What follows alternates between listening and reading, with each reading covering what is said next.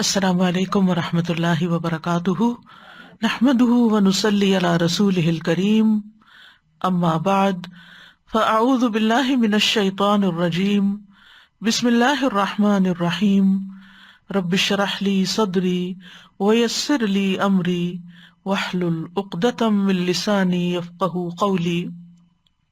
لو أنزلنا هذا القرآن على جبل لرأيته خاشعا متصدعا من خشية الله وتلك الأمثال نضربها للناس لعلهم يتفكرون۔ اللہ سبحانہ تعالیٰ نے بنی اسرائیل پر بے شمار انعامات کیے، انہیں ہر طرح کی نعمتوں سے نوازا، انہیں ان کے دشمنوں سے نجات دی، لیکن اس کے باوجود ان کے دل اللہ کے آگے جھکے نہیں، ان کے دلوں میں نرمی نہیں پیدا ہوئی، ان کے اندر شکر گزاری نہیں آئی، تو اللہ سبحانہ تعالیٰ نے ان کے دلوں کو سخت کر دیا۔ آج ہم دلوں کی سختی کے بارے میں، سنگ دلی کے بارے میں پڑھیں گے ایک مثال جو سورۃ البقرہ کی آیت نمبر 74 میں پائی جاتی ہے۔ وَإِذْ قَتَلْتُمْ نَفْسًا، واقعہ یا قصہ یہاں سے شروع ہوتا ہے۔ وَإِذْ قَتَلْتُمْ نَفْسًا فَادَّارَأْتُمْ فِيهَا وَاللَّهُ مُخْرِجٌ مَا كُنتُمْ تَكْتُمُونَ فَقُلْنَا اضْرِبُوهُ بِبَعْضِهَا كَذَلِكَ يُحْيِي اللَّهُ الْمَوْتَى وَيُرِيكُمْ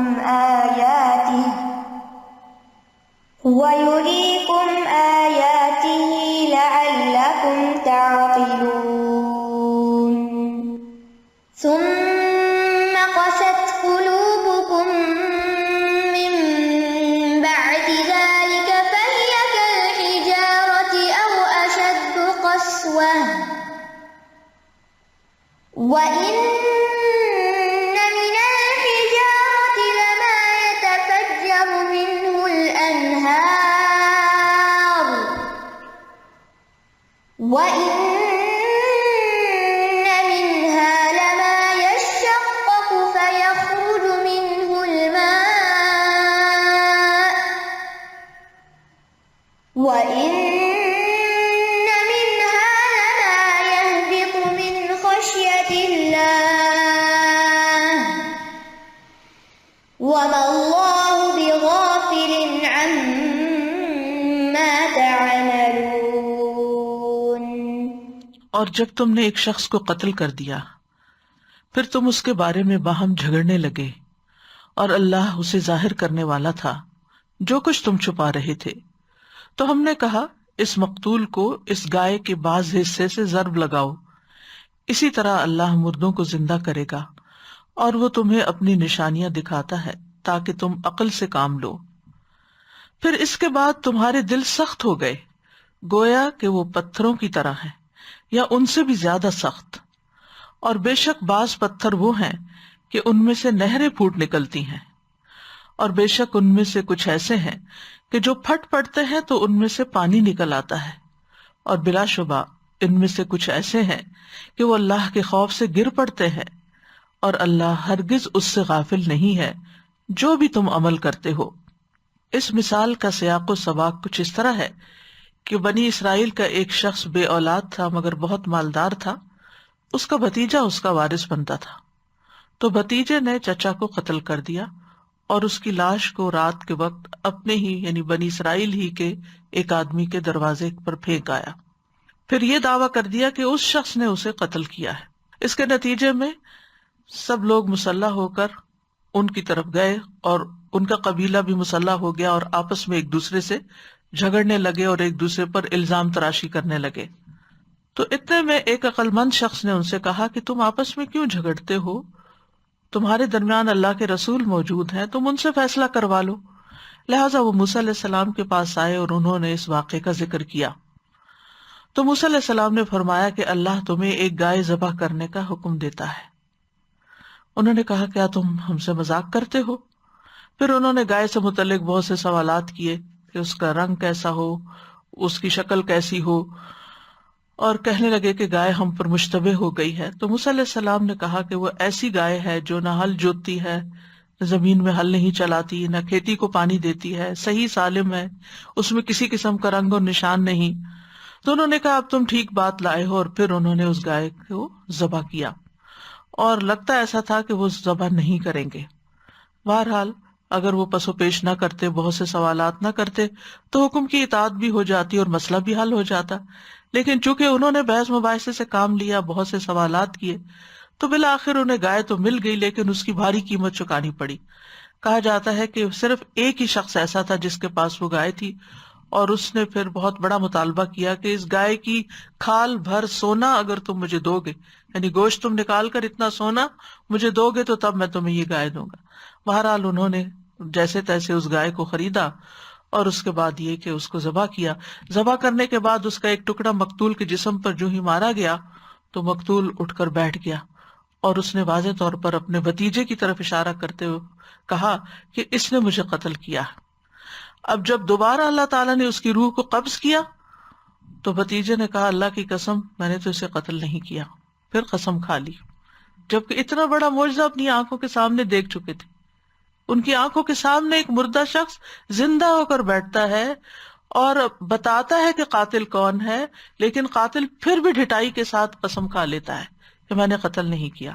تو اللہ تعالیٰ نے فرمایا ثم قست قلوبکم من بعد ذلک، اس کے بعد پھر تمہارے دل سخت ہو گئے، یعنی اس واقعے کو دیکھنے کے بعد بجائے اس کے کہ مجرم کو پکڑا جاتا، تم نے مجرم کی ہاں میں ہاں ملا دی، لہذا جرم کرنے والے یا ظالم کا ساتھ دینے کی بنا پر ان سب کے دل سخت کر دیے گئے۔ اسی طرح یہ ہے کہ طویل مدت گزرنے کے ساتھ ساتھ بنی اسرائیل کے دل سخت ہو گئے تھے، بہت سی انہوں نے آیات دیکھی، معجزات دیکھے، لیکن کسی نصیحت اور موعظت کو قبول نہیں کیا، اسی وجہ سے پھر ان کے دل سخت ہو گئے۔ ایک اور جگہ پر آتا ہے فَبِمَا نَقْضِهِمْ مِيثَاقَهُمْ لَعَنَّاهُمْ وَجَعَلْنَا قُلُوبَهُمْ قَاسِيَةً، ان کے اپنے عہد کو توڑنے کی وجہ سے، یعنی انہوں نے جو عہد اللہ سے باندھا اس کے توڑنے کی وجہ سے ہم نے ان پہ لعنت کی اور ہم نے ان کے دل سخت کر دیے۔ یعنی یہ ایک خاص واقعہ ہے، لیکن اس کے علاوہ بھی اوور آل بنی اسرائیل کا جو رویہ رہا اللہ تعالیٰ کی آیات کے ساتھ، اللہ تعالیٰ کے پیغمبروں کے ساتھ، اس بنا پر ان کے دل سخت کر دیے گئے۔ اور کیسے سخت؟ کہ فَهِيَ كَالْحِجَارَةِ، جیسے پتھر ہوں، او اشد قسوہ، یا پتھروں سے بھی زیادہ سخت، کیونکہ کچھ پتھر ایسے ہوتے ہیں کہ جو ٹوٹتے ہیں تو ان میں سے چشمے اور نہریں بہہ پڑتی ہیں، اور بعض پتھروں سے پانی نکل آتا ہے، اور بعض پتھر اللہ کے ڈر اور خوف سے پہاڑوں کی چوٹیوں سے گر پڑتے ہیں، نیچے آ جاتے ہیں۔ تو آئیے ہم دیکھتے ہیں کہ اس مثال سے اللہ سبحانہ تعالیٰ کیا بات سمجھا رہے ہیں، اور بذات خود اس مثال کے اندر کتنی گہرائی پائی جاتی ہے۔ جیسا کہ ہم جانتے ہیں کہ مثال اسی لیے بیان کی جاتی ہے کہ وہ چیز جو ہمیں نظر نہ آتی ہو اسے کسی ایسی چیز کے ساتھ تشبیہ دی جائے کہ جو نظر آتی ہو، جس کو ہم محسوس کر سکتے ہو، جس کو ہم سمجھ سکتے ہو۔ تو دلوں کی سختی جو ہے وہ کسی کو نظر نہیں آتی، دلوں کی سختی ایک مانوی سختی ہے جس کو پتھروں کی سختی کے ساتھ تشبیہ دی گئی، بلکہ اس سے بھی زیادہ سخت چیز کے ساتھ۔ تو فرمایا ثم قست قلوبکم، پھر تمہارے دل سخت ہو گئے، ٹھوس ہو گئے، پتھریلے ہو گئے۔ قسط کا معنی ہوتا ہے سخت ہونا، خشک ہونا، سخت مزاج ہونا، اور اس کے برعکس دلوں کی نرمی ہوتی ہے، یعنی سختی کے برعکس نرمی ہوتی ہے جس میں رحمت اور سکینت اور خشوع پایا جاتا ہے، جس کے اندر اللہ تعالی کی عظمت اور معرفت ہوتی ہے۔ تو ان کے دل خیر سے خالی تھے۔ اور قاسی کہتے ہیں عربی میں ایسی چیز کہ جس کے اندر کسی دوسری چیز سے متاثر ہونے کی صلاحیت ہو اصلاً، لیکن کسی وجہ سے وہ صلاحیت ختم ہو جائے، تو اس کے لیے لفظ قاسی بولا جاتا ہے۔ یعنی اس میں جذب کچھ ہو سکتا تھا، لیکن کوئی وجہ ہوئی کہ اب وہ صلاحیت ختم ہو گئی۔ یہی حال انسان کے دل کا ہے کہ اس میں اللہ تعالیٰ کے کلام کے ساتھ، اللہ تعالیٰ کی نصیحت کے ساتھ، دلائل کے ساتھ متاثر ہونے کی صلاحیت ہوتی ہے، مگر کچھ اسباب ایسے ہوتے ہیں، انسان کے کچھ اعمال ایسے ہوتے ہیں کہ جن کی وجہ سے اس کے اندر سے وہ صلاحیت ختم ہو جاتی ہے، اور دل کسی قسم کی خیر اور بھلائی کی بات کو قبول نہیں کرتے، وہ ان کے اندر نہیں جاتی۔ اور دل ہمارے سارے اعضاء کا بادشاہ ہے۔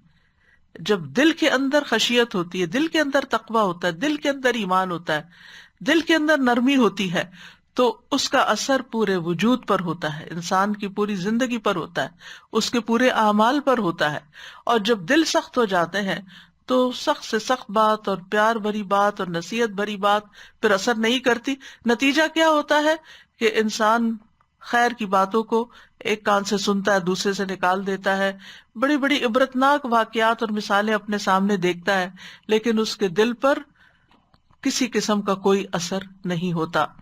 یہاں یہ بات یاد رکھیے، ایک دل کی قوت بھی ہوتی ہے، وہ دل کی مضبوطی ہوتی ہے، دل کا ثبات ہوتا ہے، جماؤ ہوتا ہے، کسی کام کو کرنے کی صلاحیت اور توفیق ہوتی ہے۔ اس کے مقابلے میں سختی ایک مذموم چیز ہے۔ دل کی قوت، دل کا مضبوط ہونا، بہادر ہونا، یہ اس کی خوبی ہے، یہ قابل تعریف ہے، جبکہ دل کی سختی قابل مذمت ہے۔ تو دل کو سخت نہیں ہونا چاہیے بلکہ طاقتور ہونا چاہیے، کمزور نہیں ہونا چاہیے، بزدل نہیں ہونا چاہیے، لیکن نرم ہونا چاہیے۔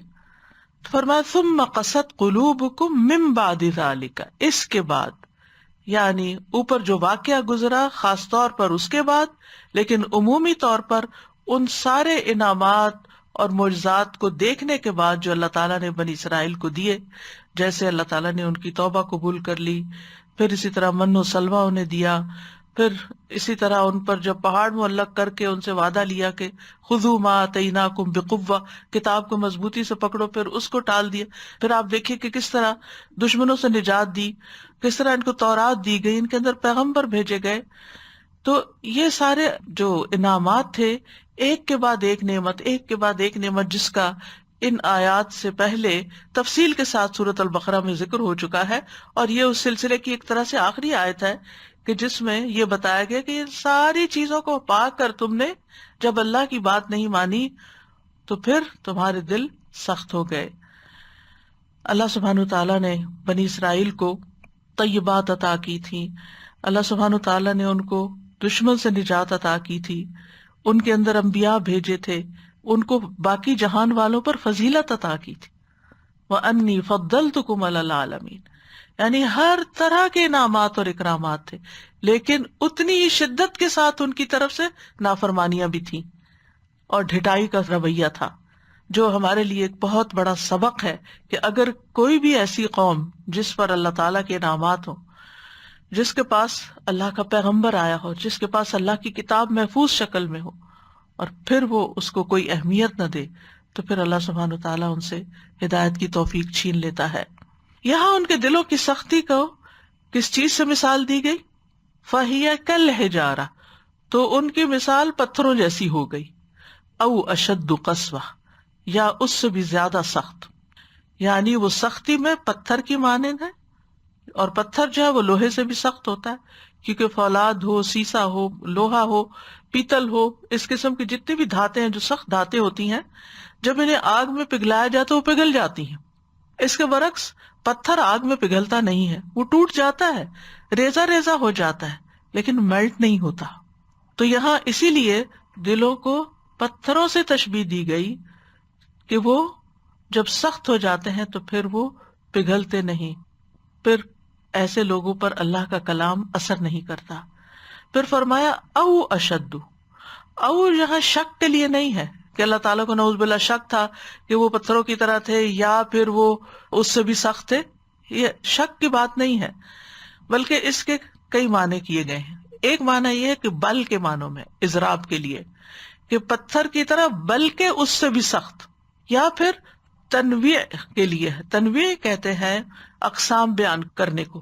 کچھ لوگ ایسے ہیں جن کے دل پتھروں کی طرح، بنی اسرائیل کے، کیونکہ درجات ہوتے ہیں نا لوگوں کے بھی، اور کچھ کے تو اس سے بھی زیادہ سخت ہے، یہ معنی بھی کیا گیا ہے۔ اور او کا لفظ جو ہے بیسیکلی یہ حرف عطف ہے، اور حرف عطف کے بعد جو آتا ہے اسے معطوف کہتے ہیں، اشدو.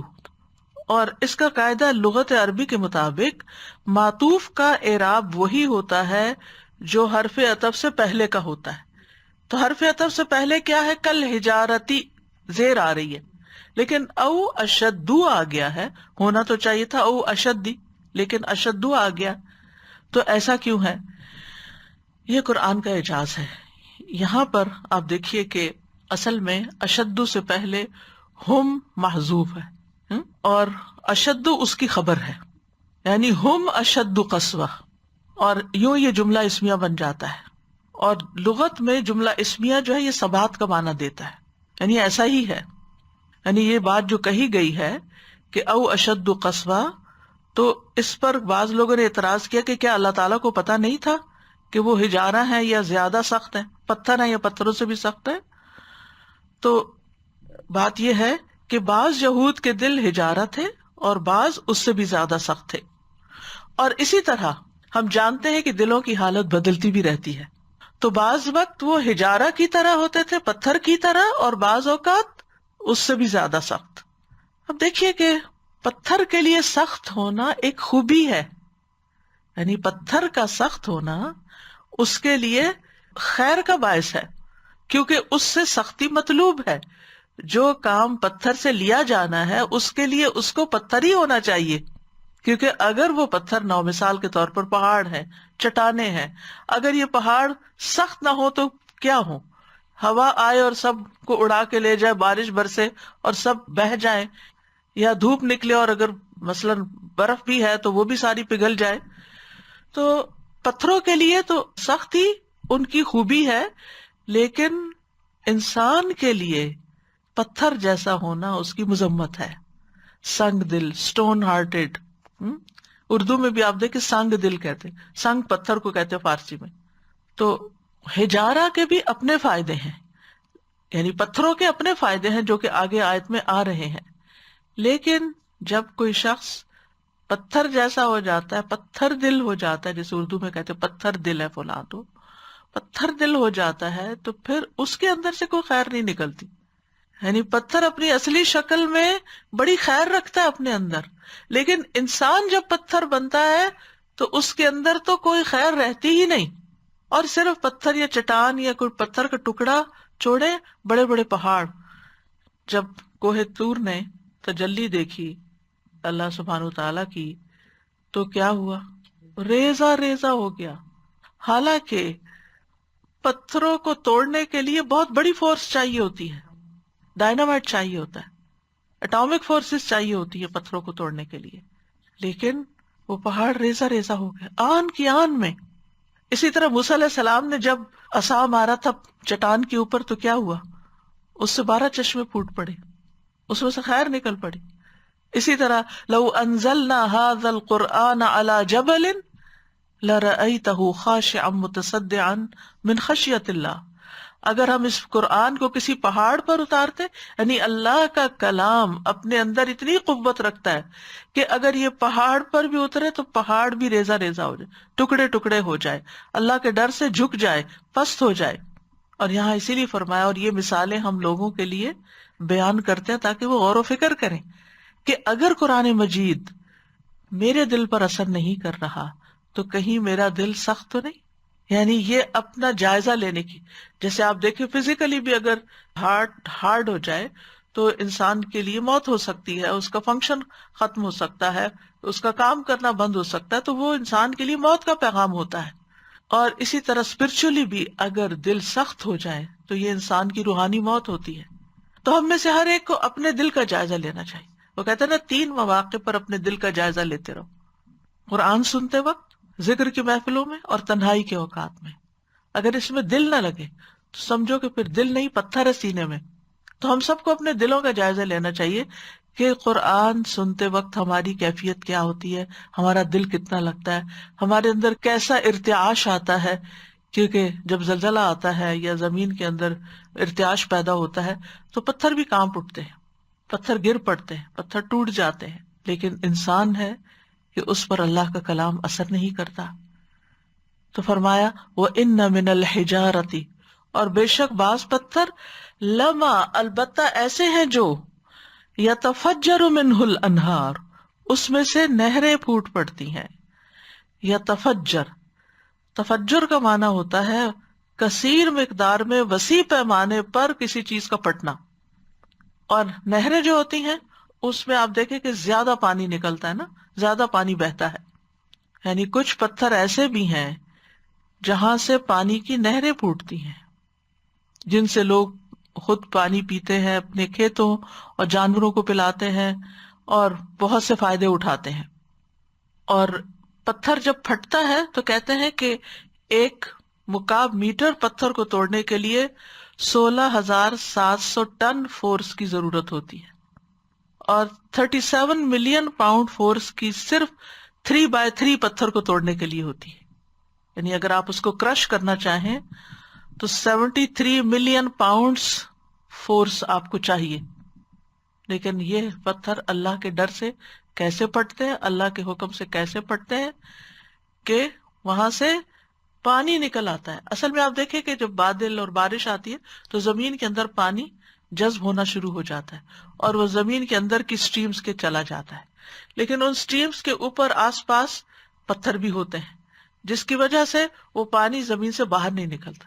جب زلزلے آتے ہیں یا جب اللہ کا حکم ہوتا ہے اور ان چٹانوں کے اندر کریکس ہوتے ہیں تو پھر ان سے پانی گشپ کر کے باہر نکلتا ہے اور بڑی بڑی نہریں اور دریا جاری ہو جاتے ہیں، اور ان سے بڑے وسیع پیمانے پر خیر پھوٹتی ہے جس سے بے شمار انسانیت سیراب ہوتی ہے. اسی طرح جس انسان کے اندر خیر ہو، یعنی پہلے وہ غافل تھا، اسے پتا نہیں تھا، سخت مزاج تھا، جیسے عمر رضی اللہ عنہ کی مثال آتی ہے، لیکن جب قرآن ان کے دل پہ اترا تو کس طرح ان سے خیر جاری ہوئی، کتنے بڑے بڑے نیکی کے کام انہوں نے کیے کہ جس سے نسلیں فائدہ اٹھا رہی ہیں.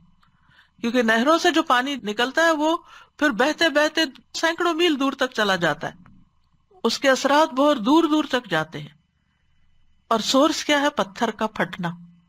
تو جس انسان کا دل نرم ہو جاتا ہے، اس کی سختی ختم ہو جاتی ہے، پھر اس کے اندر دوسروں کے لیے بے پناہ بھلائی آ جاتی، وہ ہر ایک کی خیر سوچتا ہے، ہر ایک کے لیے بھلا کرتا ہے، ہر ایک کو فائدہ پہنچاتا ہے. اور پھر فرمایا وَإِنَّ مِنْهَا لَمَا يَشَّقَّقُ، اور ان میں سے بعض ایسے ہیں جو شق ہو جاتے ہیں، کریک ہو جاتے ہیں. فَيَخْرُجُ مِنْهُ الْمَاءُ، تو اس میں سے پانی رسنے لگتا ہے، پانی نکلتا ہے. یعنی پہلے درجے میں زیادہ پانی نکلتا ہے، لیکن چونکہ پتھروں کی بھی حالتیں اور ان کے مقام کے کہاں پر وہ پتھر ہیں، کتنے سائز کے ہیں، کیونکہ اس سختی میں بھی پتھر مختلف ہوتے ہیں، تو پھر اس کے اندر سے دوسری قسم کے پتھر سے جب وہ کریک ہوتا ہے تو پانی نکلنے لگتا ہے. اور یہ پہلی قسم کے پتھروں سے کم درجے کے ہیں. اور پانی جو ہے اللہ تعالیٰ کا ایک بہت بڑا عطیہ ہے انسانیت کے لیے. انسان کی زندگی اس پر قائم ہے. صرف انسان نہیں، حیوان، نباتات سب پانی کے محتاج ہوتے ہیں. تندرستی اور صحت کی بقا کے لیے پانی چاہیے ہوتا ہے. انسانی جسم کے اندر سب سے زیادہ مقدار پانی ہی کی ہوتی ہے. وَجَعَلْنَا مِنَ الْمَاءِ كُلَّ شَيْءٍ حَيٍّ، ہر زندہ چیز جو ہے اس کی بنیاد پانی ہے. پانی کے بغیر انسانی زندگی کا تصور بھی نہیں. ہر چیز کی اصل پانی ہے. ابو ہریرہ کہتے ہیں کہ ایک مرتبہ وہ نبی صلی اللہ علیہ وسلم کے پاس آئے اور کہا یا رسول اللہ صلی اللہ علیہ وسلم، جب میں آپ کو دیکھتا ہوں تو میرا دل ٹھنڈا ہو جاتا ہے، آنکھوں کو قرار آ جاتا ہے. آپ مجھے ہر چیز کی اصل بتائیے. آپ نے فرمایا ہر چیز پانی سے پیدا کی گئی ہے. یعنی گویا زندگی، عمارت سے مراد آبادی اور خوشحالی کی بنیاد پانی ہے. تو اس کے بغیر تو زندگی ہی نہیں. تو کتنا ضروری ہے کہ انسان کے اندر نرمی ہو، کہ اس کے آنسو بہ پڑے. یعنی دل کی نرمی کا اظہار کہاں سے ہوتا ہے؟ آنکھوں سے پانی بہ کے، اس کے جسم کے اندر اس کے رونگٹے کھڑے ہو کر، اس کے کھال نرم ہو کر، یعنی اس کا اثر پھر پورے جسم پر پڑتا ہے، اس کا اظہار بھی ہوتا ہے. وَإِنَّ مِنْهَا لَمَا يَهْبِطُ مِنْ خَشْيَةِ اللَّهِ، اور کچھ پتھر ایسے ہوتے ہیں کہ ان سے پانی تو نہیں نکلتا لیکن اللہ کے ڈر سے وہ گر پڑتے ہیں، پہاڑوں کی چوٹیوں سے نیچے آ جاتے ہیں. وہ کہاں اونچے لگے ہوئے تھے اور کہاں وہ لڑکتے لڑکتے لڑکتے نیچے آ گئے. یہبط، حبوط کا معنی ہے اوپر سے نیچے آنا. اور یہاں خشیت اللہ کا لفظ استعمال ہوا ہے، اور خشیت اس خوف کو کہتے ہیں جس کے ساتھ علم بھی ہو، جیسے آتا ہے نا انما یخشی اللہ من عبادہ العلماء. تو یہ علم کس چیز کا علم؟ اللہ کی عظمت کا علم.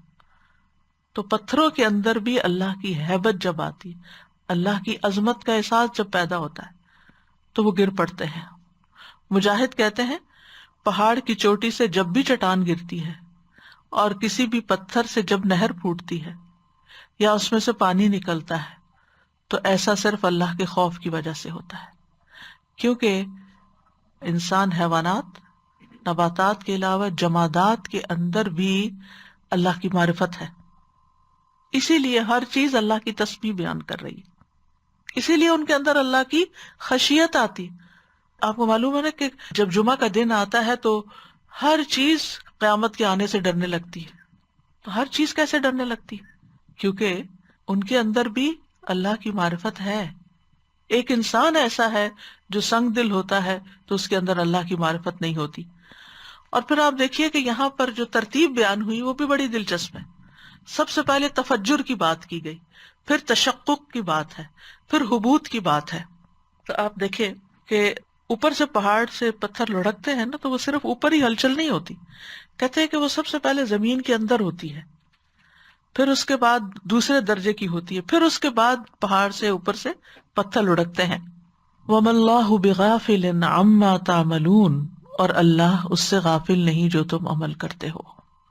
بِغَافِلٍ، با یہاں زائد ہے، تاکید کے لیے آئی ہے، اور یہ ایک طرح سے تہدید ہے، دھمکی ہے، خوف دلانا ہے کہ تم جو کر رہے ہو کر لو، اس کے بعد اللہ تعالیٰ تمہارا محاسبہ کرے گا اور تمہیں ایسی سزا دے گا جس کے تم مستحق ہوگے، کیونکہ تم نے اللہ کی نعمتوں کا انکار کیا، ناشکری کی، اللہ کے حکم کا انکار کیا.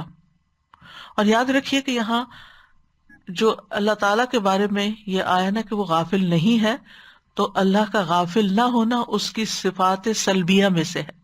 غفلت اللہ کے اندر نہیں ہے.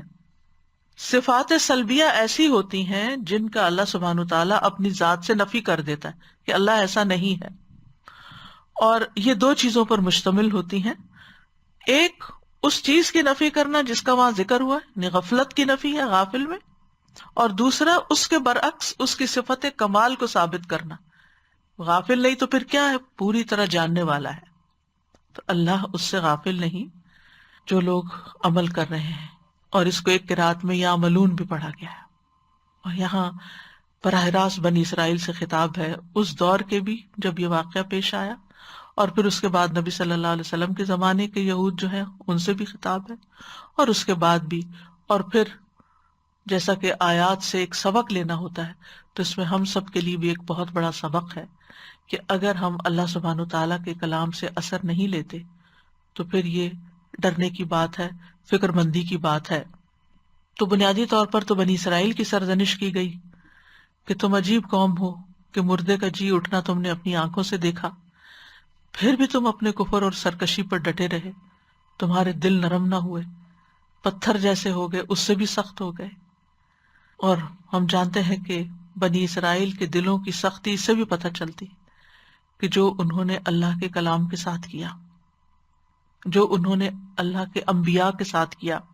یعنی جب دل سخت ہوتا ہے نا، انسان بڑے سے بڑا گناہ کر لیتا ہے، اسے ڈر ہی نہیں لگتا، اس کے اندر سے حیا ہی نکل جاتی، اسے کوئی احساس ہی نہیں ہوتا، وہ ہر طرح کا ظلم کر لیتا ہے. پھر اسی وجہ سے ہم دیکھتے ہیں کہ بنی اسرائیل کے دلوں کی سختی ہی تھی کہ وہ انبیاء کو نیکی کا حکم دینے والوں کو قتل کر دیا کرتے تھے.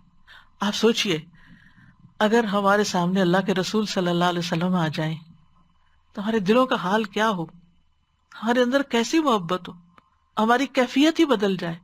وہ آواز دے تو ہم لبیک کہہ کے آگے بڑھیں جیسے صحابہ کرام تھے. کیسی محبت تھی، کیسا تعلق تھا، کیسے معاملات تھے. اس کے برعکس آپ دیکھیے موسیٰ علیہ السلام کو کہ ان کی قوم ان کے ساتھ کیا کر رہی ہے. کبھی بحث مباحثہ کر رہے ہیں، اور کبھی کہتے ہیں ہم اللہ کو ڈائریکٹ خود دیکھنا چاہتے ہیں اور ہم تمہاری بات نہیں مانیں گے جب تک تم یہ کام ہمارا نہ کرو. اور جب وہ کہتے ہیں چلو ہم اپنا ملک واپس فتح کرتے ہیں تو کہتے ہیں اذهب انت وربک فقاتلا انا ہاہنا قاعدون، جاؤ تم اور تمہارا رب، ہم تو یہاں بیٹھے ہیں، تم لوگ جا کے لڑو، اور جب فلسطین فتح ہو جائے تو پھر ہم بھی آ جائیں گے۔ انا للہ و انا الیہ راجعون۔ پھر اسی طرح انبیاء کو قتل کرنا ان کے بائیں ہاتھ کا کھیل تھا، لوگوں کا مال ناجائز کھاتے تھے، پیغمبروں کا انکار کر دیتے تھے، اپنی خواہشات کو اللہ کے احکامات پر فوقیت دیتے تھے، اللہ کے وعدوں کو توڑ دیتے تھے، کتاب میں تحریف کرتے تھے، اس پر عمل کرنا چھوڑ دیا، یعنی اللہ کے کلام کو بدل دیا۔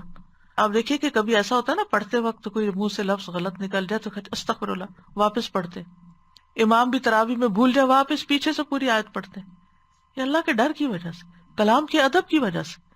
لیکن ان کا حال دیکھیں کہ وہ اپنی مرضی سے اس میں سے مٹا رہے ہیں، ڈال رہے ہیں، آگے کر رہے ہیں، پیچھے کر رہے ہیں، اس کو چھپا رہے ہیں۔ یہ سب کیا ہے؟ یہ دلوں کی سختی ہی کی تو ہے۔ تو اہل ایمان کو بنی اسرائیل کی روش اپنانے سے منع کیا گیا ہے۔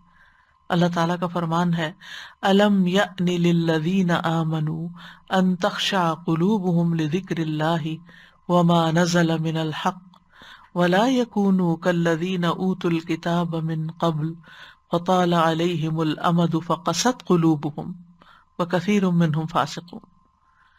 کیا ان لوگوں کے لیے جو ایمان لائے وہ وقت نہیں آیا کہ ان کے دل اللہ کی یاد کے لیے اور اس حق کے لیے جھک جائیں جو نازل ہوا ہے، اور وہ ان لوگوں کی طرح نہ ہو جائیں جنہیں ان سے پہلے کتاب دی گئی، پھر ان پر لمبی مدت گزر گئی تو ان کے دل سخت ہو گئے۔ یعنی امت محمد صلی اللہ علیہ وسلم کو براہ راست سمجھایا جا رہا ہے کہ تم بنی اسرائیل کی پیروی نہ کرنا اس معاملے میں۔ ابن کثیر کہتے ہیں اللہ نے مومنوں کو اس بات سے منع کیا کہ وہ ان لوگوں کی مشابہت اختیار کریں جن پر ان سے پہلے یہود و نصارہ میں سے کتاب کی ذمہ داری ڈالی گئی تھی۔ تو بہرحال ان کے جرائم بے شمار تھے، اللہ کی کتاب کو تبدیل کرنے کے علاوہ اس کو تھوڑی قیمت پہ بیچا بھی، اسے اپنے پس پشت ڈال دیا، اپنے علماء اور مشائخ کو اللہ کے سوا اپنا رب بنا لیا، حتیٰ کہ یہاں تک پہنچے کہ ان میں سے کچھ لوگوں نے حضرت عزیر کو جو ایک نبی تھے اللہ کا بیٹا قرار دیا، یعنی شرک تک کا ارتکاب کیا۔ تو یہاں اس مثال میں ہم دیکھتے ہیں کہ ایک معقول چیز، یعنی جو صرف عقل سے سمجھی جا سکتی ہے، اس کو ایک محسوس چیز سے، ملموس یعنی جس کو چھوا جا سکتا ہے، اس کے ساتھ تشبیہ دی گئی۔ اور وجہ جیسے ہم جانتے ہیں کہ لوہے کے ساتھ تشبیہ نہیں دی گئی، پیتل کے ساتھ نہیں دی گئی، پتھر ہی کے ساتھ دی گئی، کیونکہ دل اور پتھر میں ایک مماثلت ہے۔ ابن عاشور کہتے ہیں اللہ نے جو ان کے دلوں کو پتھروں سے بھی زیادہ سخت قرار دیا، اس کی وجہ یہ ہے کہ یہ دونوں یعنی پتھر اور بنی اسرائیل کے دل سختی میں مشترک ہیں، ایک جیسے ہیں۔ پتھر تو پھٹنے پہ تبدیل ہو جاتے ہیں، ان کی شکل تبدیل ہو جاتی ہے، ان کا فنکشن تبدیل ہو جاتا ہے، لیکن بنی اسرائیل کو، یہود کو کسی چیز نے کوئی فائدہ نہ دیا۔ اور لوگوں کے اندر بھی آپ دیکھیں کہ کئی قسمیں ہوتی ہیں، جیسا کہ ہم اپنے آس پاس بھی دیکھتے ہیں کہ بعض لوگ ہوتے ہیں کہ جن کے دل میں اللہ کا کوئی ڈر نہیں ہوتا، کوئی خانہ ہے ہی نہیں اللہ کے ڈر کا، وہ آزاد رہتے ہیں، جو دل چاہتا ہے کرتے ہیں، اپنی خواہشات کے اوپر چلتے ہیں، جس چیز میں ان کو فائدہ نظر آتا ہے وہی کر رہے ہوتے ہیں، اور جہاں انہیں کوئی دنیا کا نقصان نظر آتا ہے اس چیز کو وہ نہیں لیتے، دلیل کی بجائے مفاد کو اہمیت دیتے ہیں، یعنی دلیل کو نہیں مانتے، بس یہ دیکھتا ہے فائدہ کس چیز میں ہے۔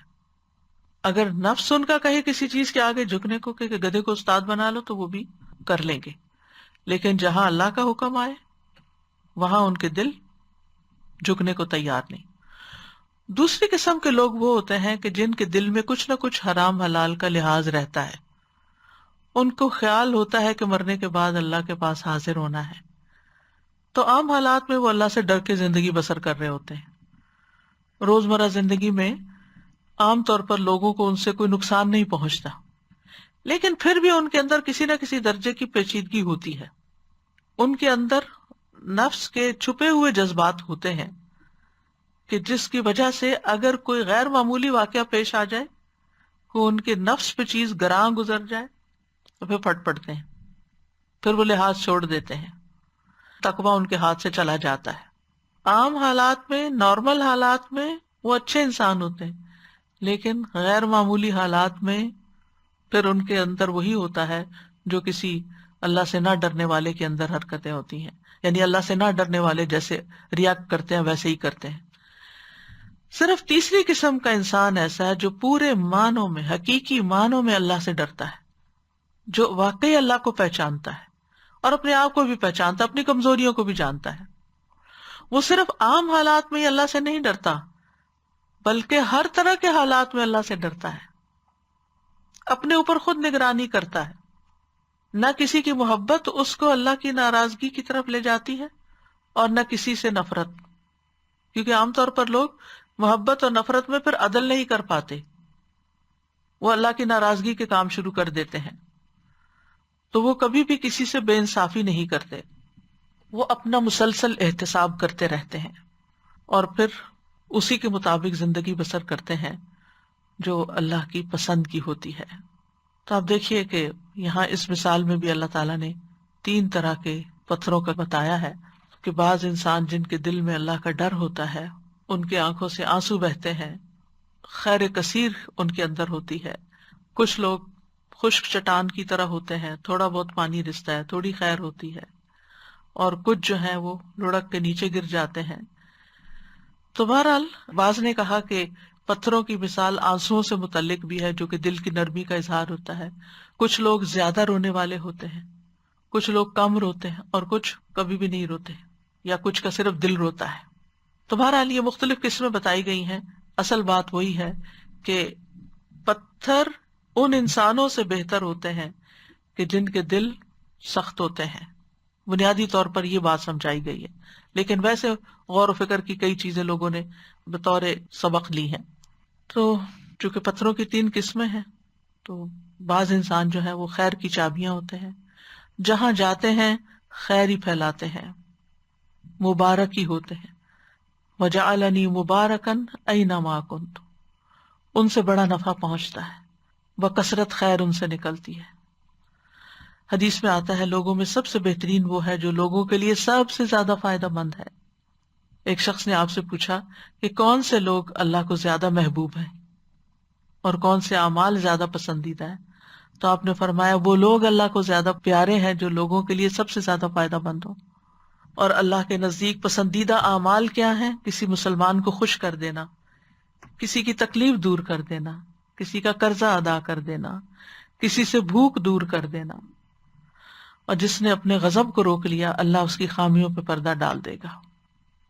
ابن قیم کہتے ہیں فائدہ پہنچانے والا شخص ہی بابرکت ہوتا ہے، اور جو چیز سب سے زیادہ فائدہ پہنچاتی ہے وہ سب سے زیادہ بابرکت ہوتی ہے۔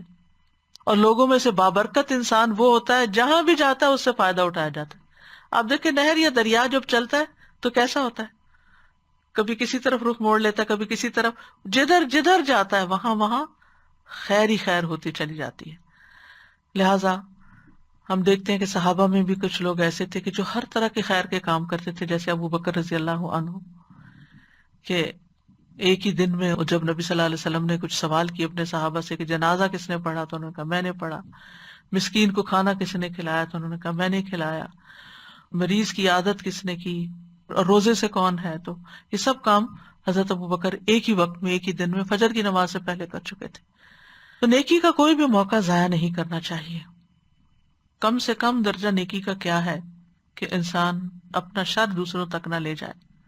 پھر اسی طرح اللہ کی خشیت کی بڑی اہمیت ہے، اللہ سے ڈرنا، کیونکہ ڈر سے پتھر ٹوٹتے ہیں۔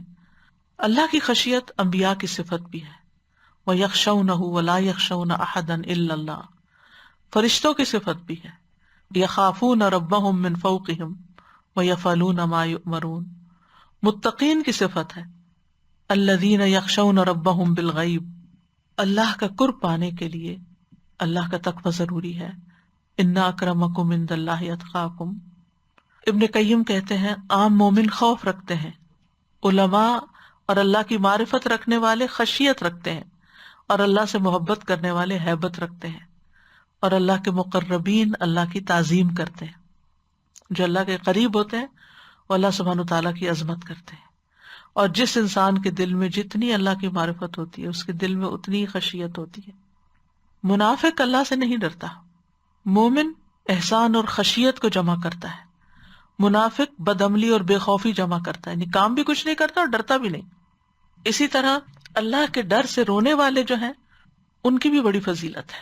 نبی صلی اللہ علیہ وسلم نے فرمایا، اللہ کے نزدیک 2 قطروں اور 2 نشانوں سے زیادہ کوئی چیز محبوب نہیں۔ ایک وہ قطرہ جو اللہ کے خوف سے آنسو بن کر نکلے، اللہ کے ڈر سے نکلے۔ پھر اس مثال میں ایک اور فائدہ بھی پایا جاتا ہے کہ جمادات اور نباتات وغیرہ بھی اپنے رب کو پہچانتے ہیں، یعنی بے جان چیزیں بھی اللہ کی معرفت رکھتی ہیں۔ سورۃ جمعہ میں آتا ہے یسبح للہ ما فی السماوات و ما فی الارض۔ سورۃ الاسراء میں آتا ہے وَإِن مِّن شَيْءٍ إِلَّا يُسَبِّحُ بِحَمْدِهِ وَلَٰكِن لَّا تَفْقَهُونَ تَسْبِيحَهُم، کوئی چیز ایسی نہیں مگر وہ اللہ کی حمد کے ساتھ اس کی تسبیح نہ کرتی ہو، لیکن تم ان کی تسبیح کو نہیں سمجھتے۔ رسول اللہ صلی اللہ علیہ وسلم نے فرمایا، میں اس پتھر کو پہچانتا ہوں جو مکہ مکرمہ میں میرے مبعوث ہونے سے پہلے مجھ پر سلام کیا کرتا تھا، یعنی وہ پیغمبر کو بھی پہچانتا تھا کہ یہ آئندہ کا پیغمبر ہے۔ جب نبی صلی اللہ علیہ وسلم احد پہاڑ پر گئے حضرت ابوبکر، عمر اور عثمان رضی اللہ عنہ کے ساتھ، تو وہ کانپنے لگ گیا، لرزنے لگ گیا۔ آپ نے اس پہ پاؤں مارا اور فرمایا، ٹھہرو، تجھ پر ایک نبی، ایک صدیق اور 2 شہید ہیں۔ تو وہ سمجھتا تھا، تو تبھی آپ نے اس کو خطاب کیا۔ کھجور کا تنا مسجد نبی میں رونے لگا جب نبی صلی اللہ علیہ وسلم نے اس کو چھوڑ کر اپنا ایک ممبر بنوا لیا تھا، تو اس کو بھی پتا تھا کہ میرے اوپر اللہ کا ذکر ہوتا ہے، اللہ کے نبی مجھ پہ کھڑے ہو کے خطبہ دیتے، تو اس نے وہ جدائی محسوس کی۔ یعنی قیامت کے دن زمین بھی گواہیاں لائے گی، تو زمین بھی دیکھ رہی ہے نا سب کچھ کہ ہم کیا کر رہے ہیں، اس کے اوپر ہمارے آس پاس کی چیزیں سب میں ہمارے آثار جذب ہو رہے ہیں۔ پھر اسی طرح نبی صلی اللہ علیہ وسلم کے معجزات میں سے ایک معجزہ یہ کہ ایک موقع پر صحابہ کھانا کھا رہے تھے تو آپ صلی اللہ علیہ وسلم نے کھانے کی تسبیح ان کو سنوائی۔ پھر اسی طرح اس مثال سے ایک اور فائدہ یا ایک اور اہم بات پتہ چلتی ہے کہ دل ہمارے جسم کا سب سے قیمتی حصہ ہے، اور دل کے اوپر ہماری جسمانی اور روحانی صحت کا انحصار ہے۔ حدیث میں آتا ہے، بے شک جسم میں ایک گوشت کا ٹکڑا ہے، جب اس کی اصلاح ہو جاتی ہے تو تمام جسم کی اصلاح ہو جاتی ہے، جب وہ خراب ہوتا ہے تو سارا جسم خراب ہوتا ہے، سنو وہ دل ہے۔ یعنی رسول اللہ صلی اللہ علیہ وسلم نے اصلاح کا حقیقی طریقہ بتایا ہے کہ جسمانی اعتبار سے وہ انسان صحت مند ہوتا ہے جس کا دل ٹھیک کام کر رہا ہو، اسی طرح دینی، اخلاقی اور روحانی لحاظ سے انسان کی اصلاح اسی وقت ہوتی ہے جب اس کا شعور، اس کا دل، اس کی سوچ صحیح کام کر رہی ہو۔ اگر اس کی سوچ مثبت ہے تو وہ خیر کے کام کرے گا، اور اگر سوچ منفی ہے تو ایسے انسان سے شر ہی پھوٹتا ہے۔ پھر ہم دیکھتے ہیں کہ ایمان کا تعلق بھی دل کے ساتھ ہے۔ وَلَمَّا يَدْخُلِ الْإِيمَانُ فِي قُلُوبِكُمْ، تقوی کا مقام بھی دل ہے۔ أُولَٰئِكَ الَّذِينَ امْتَحَنَ اللَّهُ قُلُوبَهُمْ لِلتَّقْوَىٰ، یہی لوگ ہیں جن کے دلوں کو اللہ نے تقوی کے لیے جانچ لیا۔ اسلام کا تعلق بھی دل سے ہے۔ ایک حدیث میں آتا ہے کہ آپ سے پوچھا گیا کہ اسلام کیا ہے، آپ نے فرمایا تم اپنا دل اللہ کے سپرد کر دو، دل اللہ کو دے دو، اور یہ کہ تم اپنے چہرے کا رخ اللہ تعالیٰ کی طرف کر دو۔ پھر اسی طرح نفاق یا منافقت کا تعلق بھی دل سے ہے۔ فی قلوبہم مرض، ان کے دلوں میں بیماری ہے۔ فأعقبہم نفاقا فی قلوبہم، اللہ نے ان کے دلوں میں نفاق رکھ دیا الی یوم یلقونہ، اس دن تک جس دن وہ اس سے ملیں گے۔ وحی الہی بھی نبی صلی اللہ علیہ وسلم کے دل پہ اتاری گئی۔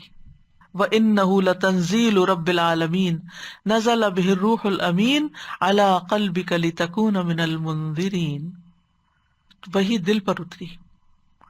دل کی بنیاد سے ہی اللہ تعالیٰ بندوں کو چنتا ہے، یعنی دل پر ہی انحصار ہے کہ اللہ کس کو کس کام کے لیے چنتا ہے۔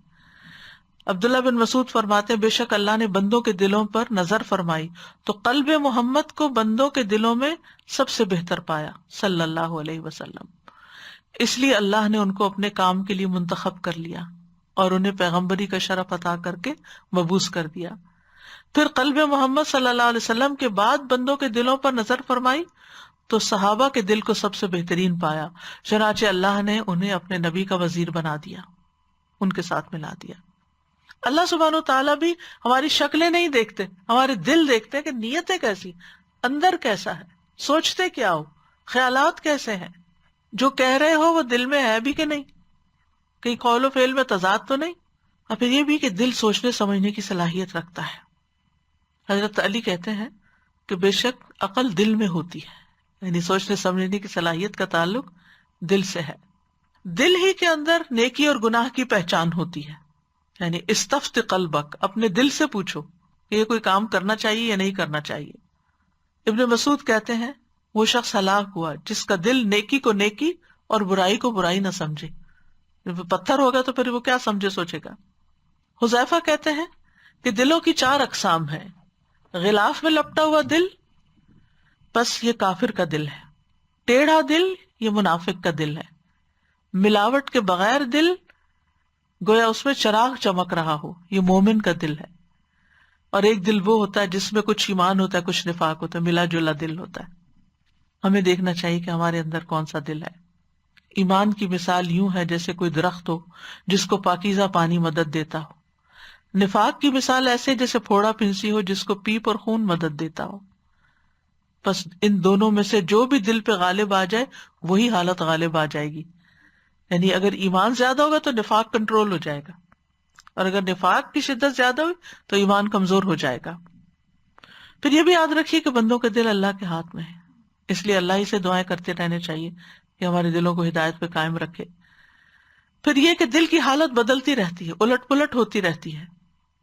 رسول اللہ صلی اللہ علیہ وسلم نے ایک جگہ پر فرمایا قلب کو قلب اس لیے کہتے کہ وہ پلٹتا رہتا ہے، اور دل کی مثال تو اس پر کی طرح ہے جو کسی درخت کے تنے کے ساتھ لٹکا ہوا اور اسے ہوا الٹ پلٹ کرتی رہتی ہو، کبھی سیدھا کبھی الٹا.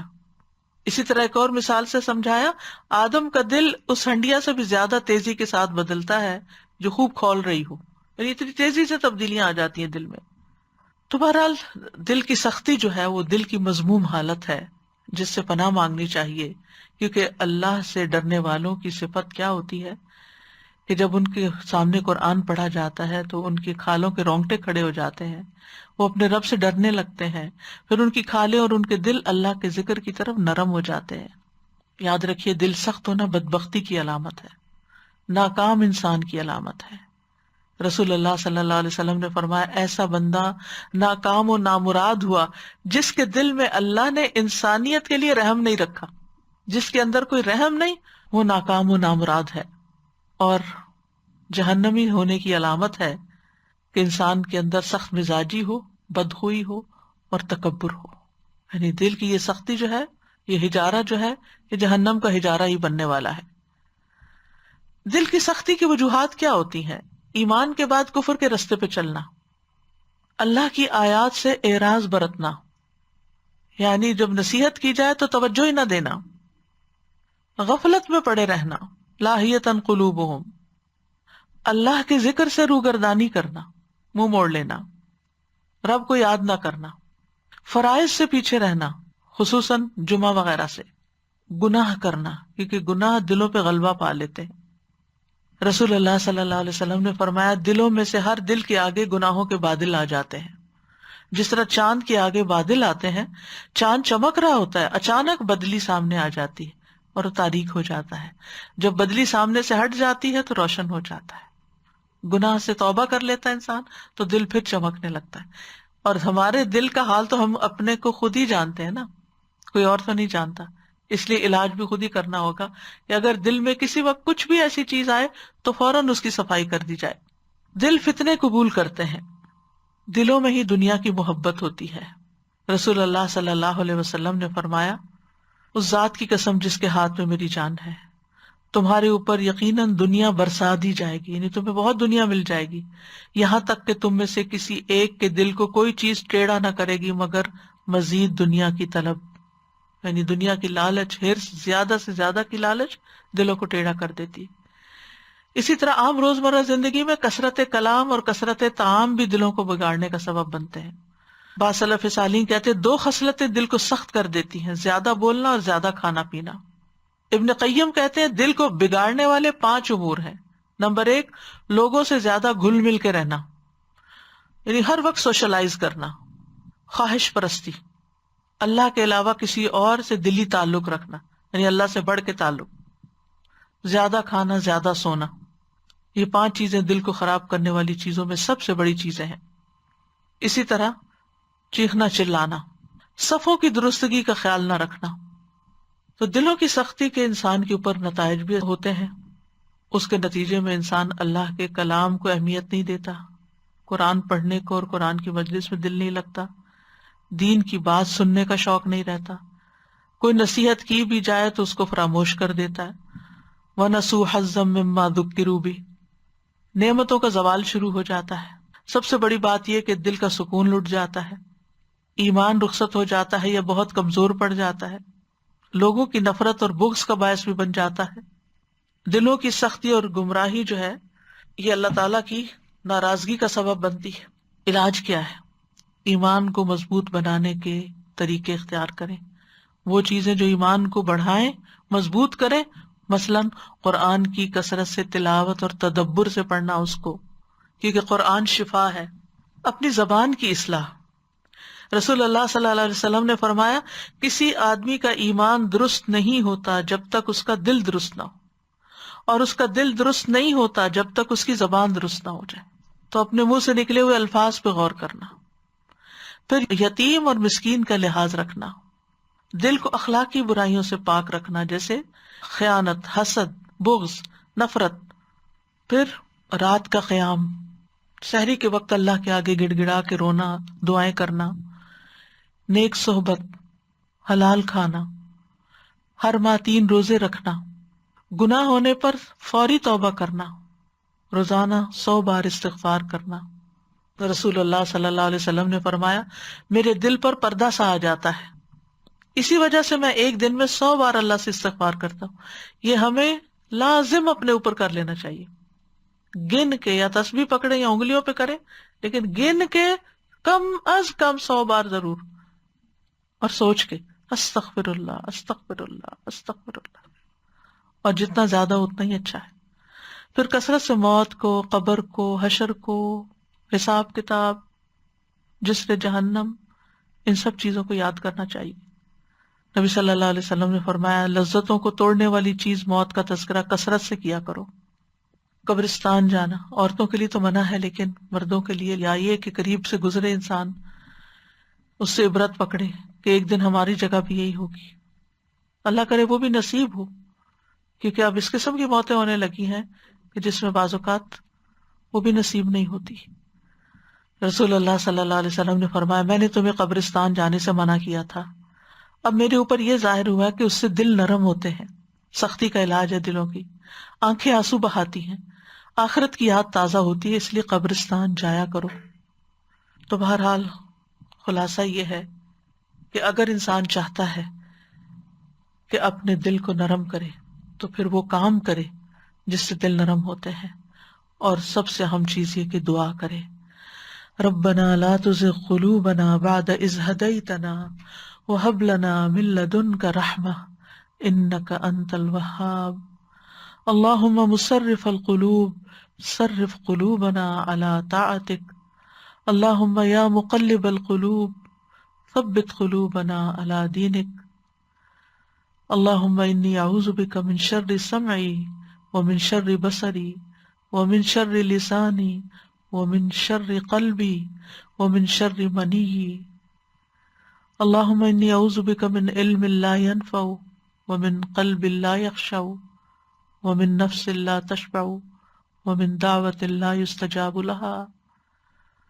اللہم اغسل قلبی بماء الثلج والبرد ونق قلبی من الخطایا كما نقیت الثوب الابیض من الدنس وباعد بینی وبین خطایایا كما بعدت بین المشرق والمغرب، اللہم انی اسألک الثبات فی الامر والعزیمۃ علی الرشد واسألک موجبات رحمتک وعزائم مغفرتک واسألک شکر نعمتک وحسن عبادتک واسألک قلبا سلیما ولسانا صادقا واسألک من خیر ما تعلم واعوذ بک من شر ما تعلم واستغفرک لما تعلم انک انت علام الغیوب، ربنا تقبل منا انک انت السمیع العلیم وتب علینا انک انت التواب الرحیم، وصلی اللہ علی سیدنا محمد وعلی آلہ واصحابہ واہل بیتہ اجمعین برحمتک یا ارحم الراحمین۔ لو أنزلنا هذا القرآن على جبل لرأيته خاشعا متصدعا من خشية الله وتلك الأمثال نضربها للناس لعلهم يتفكرون. السلام علیکم استاذہ جی، میں ایک چیز پوچھنا چاہ رہی تھی. یہ جو قبرستان میں آپ نے بتایا کہ عورتوں کا جانا منع ہے، تو مطلب اگر اس سے جیسے اس کی دیوار سے باہر ہیں اور گاڑی میں بیٹھے ہوئے ہیں پھر ٹھیک ہے. پھر ٹھیک ہے نا؟ اور عبرت کے لیے بس جانا چاہیے، ویسے نہیں جانا چاہیے. اچھا. کچھ خواتین تو عدت میں بھی قبرستان چل پڑتی جی، ہیں وہاں کیونکہ بیٹھی بھی صریح ہوتی ہیں. نافرمانی ہے ایک طرح سے. جی اصل میں ہم لوگ میرے ہسبینڈ جاتے ہیں نا اپنی امی کی قبر پہ ایوری سنڈے سیٹرڈے جو بھی ٹائم ملتا ہے، تو وہاں کافی ساری عورتیں اندر قبر میں بیٹھی ہوئی ہوتی ہیں، اونچا اونچا قرآن اگربتیاں وہ جلائی ہوئی ہوتی ہیں. تو لیکن میں نے کہا میں پوچھوں گی. اس کام کے لیے نہیں جانے، صرف نہیں عبرت کے لیے. جی، تو مطلب ہم گاڑی میں بیٹھ سکتے ہیں دور نا؟ سادہ جی، قرآن کی ہی مثالوں سے ہمیں یہ ملتا ہے نا کہ کتنا ہی دل سخت کیوں نہ ہو، کوئی نہ کوئی ایک لمحہ ضرور ایسا آتا ہے کہ وہ دل اللہ کی طرف اور کچھ نہیں تو مبہوت ہی ہو جاتا ہے. جیسے وہ نمرود کے بارے میں ہم نے پڑھا تھا نا، جب وہ ابراہیم علیہ السلام سے جھگڑا کر رہا تھا تو فَبُہِتَ الَّذِي كَفَرَ، یعنی کہ ایک لمحے کے لیے مبہوت ہوا تھا اس کا دل بھی، لیکن پھر پلٹ گیا. اسی طرح فرعون کے بارے میں بھی آتا ہے، یعنی اللہ تعالیٰ کی کتنا ہی سخت دل کیوں نہ ہو، اللہ تعالیٰ انصاف کا معاملہ کرتے ہیں اس کے ساتھ، اس کو ایک نظر ضرور دکھاتے ہیں. بلکہ وہ تو اینڈ پہ سخت ہوتا ہے نا، اس سے پہلے تو سارے مواقع کھلے ہی ہوتے ہیں. وآخر دعوانا ان الحمد للہ رب العالمین. سبحانک اللہم وبحمدک اشہد ان لا الہ الا انت استغفرک واتوب الیک. السلام علیکم ورحمۃ اللہ وبرکاتہ.